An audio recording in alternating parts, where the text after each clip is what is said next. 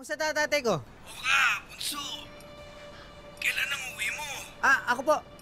Siguro po, sa darating na Biyernes po. Miss na kita. Miss ko na rin po kayo.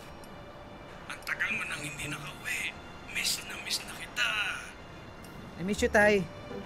Excited na akong makilala ang misis mo. Sigurado akong ganda niya, ano?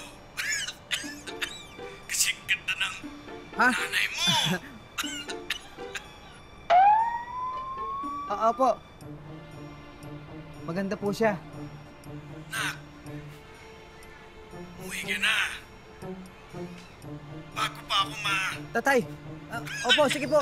Magkita po tayo. Pag uwi ko po. Sige po. Mag-ingat po kayo lagi. I love you, anak. I love you.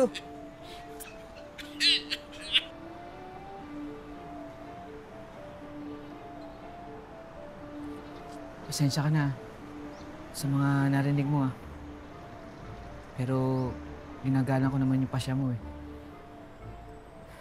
Sige. Kailan ba ang alis? Sige na, pumapayag na ako. Magpapanggap na tayong mag-asawa. Talaga? Oo na.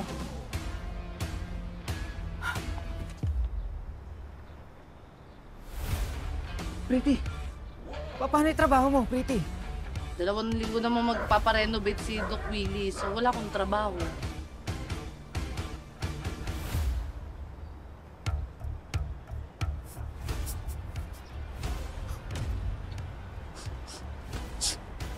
Salamat na marami, Pretty. Salamat na marami.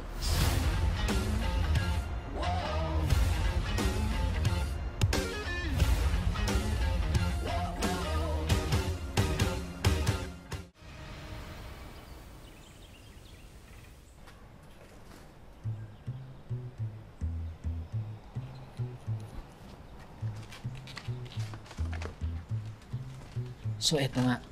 1, 2, 3 step. Una, first step, 2021, nagkakilala tayo. Tapos, 2022, niligawan kita. Tapos, 2023, nagpakasal tayo. Ayos budol na budol Ito, 1, 2, 3. Kaya mo na. Hindi ka ba nagigilta sa ginagawa natin? Nagigilty rin, pero nasanay na kasi ako dun tsaka, yung imaginary girlfriend ko, yun yung laging alam ng tatay ko. Hindi ko na mabawi. Tsaka, doon kasi siya sumasaya Ba't ka ba kasi nag-Maynila? Mahabang istorya Ang laki-laki naman pala ng lupain nyo dito sa probinsya Oo nga, pero kasi, ngayon lang kasi nabigay ng gobyerno sa tatay ko to Wala naman dati to Talaga? Hmm. Kawawa palang buhay ng tatay mo. Kung kailan nakuha niya na yung gusto niya. Tsaka pa hindi niya mapakinabangan kasi ngayon pa siya nagkasakit. Kaya nga Pasensya ka na.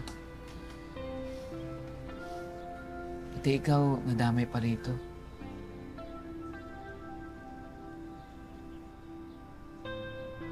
Kaya gusto kong sulitin yung oras na to na habang nandito pa siya sa mundong ibabaw, makasama ko siya.